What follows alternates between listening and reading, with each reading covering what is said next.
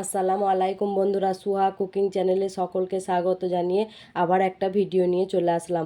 আজকে তোমাদের সঙ্গে শেয়ার করব পনির তৈরি, কিভাবে আমি বাড়িতে পনির তৈরি করি খুব সহজ উপায়ে। তোমরাও তৈরি করতে পারবে। এখানে আমি নিয়ে নিয়েছি 1.5 লিটার দুধ।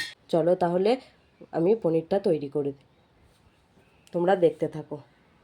বেশি টাকা দিয়ে কিনতে হবে না, বাড়িতে দুধ থাকলেই তোমরা সহজেই তৈরি করতে পারবে পনির।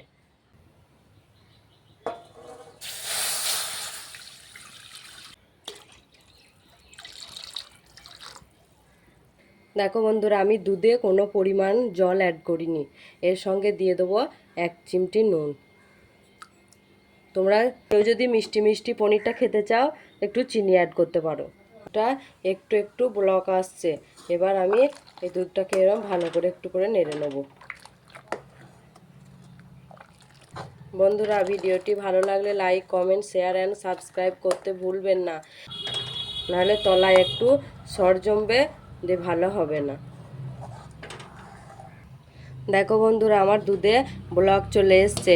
এবার এটাকে আমি 5 মিনিট ধরে ভালো করে ফুটিয়ে নেব।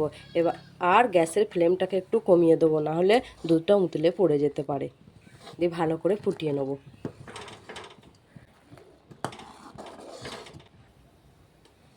তোমরা নেড়ে নেড়ে এইভাবে 5 মিনিট ধরে ভালো করে ফুটিয়ে নেবে।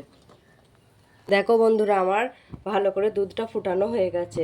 এর সঙ্গে আমি অ্যাড করব, এখানে নিয়ে নিয়েছি এই চামচের 2 চামচ ভিনিগার। এটাকে আমি দিয়ে দেবো।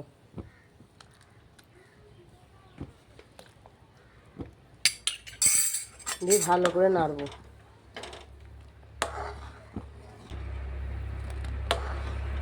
দেখো আমার এটাকে কাটতে শুরু করে দিয়েছে।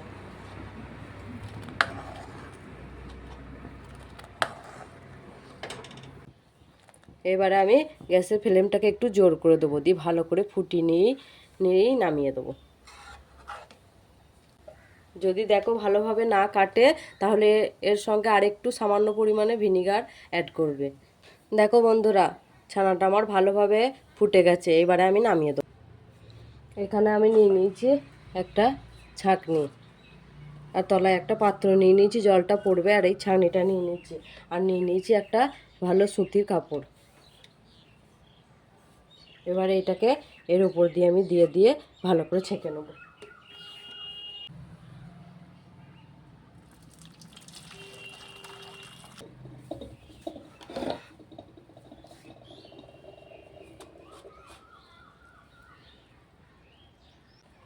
এবার এখানে একটা পাত্রে আমি ঠান্ডা জল নিয়ে নিচ্ছি, এটাকে ভালো করে আমি জলে ভালো করে ঠান্ডা করে নেব। দেখো বন্ধুরা, আমার ছানাটা ঠান্ডা হয়ে গেছে। এবার আমি যত পারবো জলটাকে এরকম ভালো করে চিপকে নেব।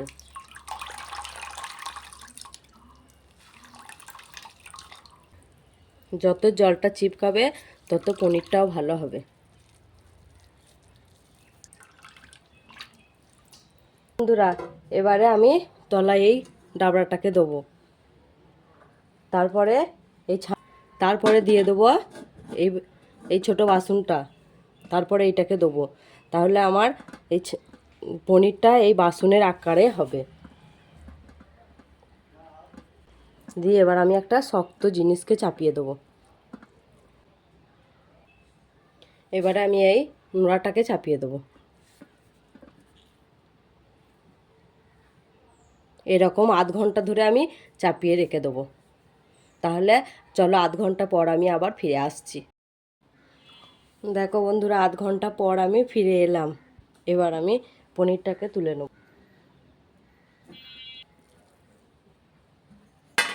পনিরটা হয়েছে, এবার আমি ফ্রিজে এটাকে 2 ঘন্টার জন্য রেখে দেবো। 2 ঘন্টা পরে ফিরে এলাম। দেখো কত সুন্দর হয়েছে। এবার আমি এটাকে বড় বড় করে কেটে নেব।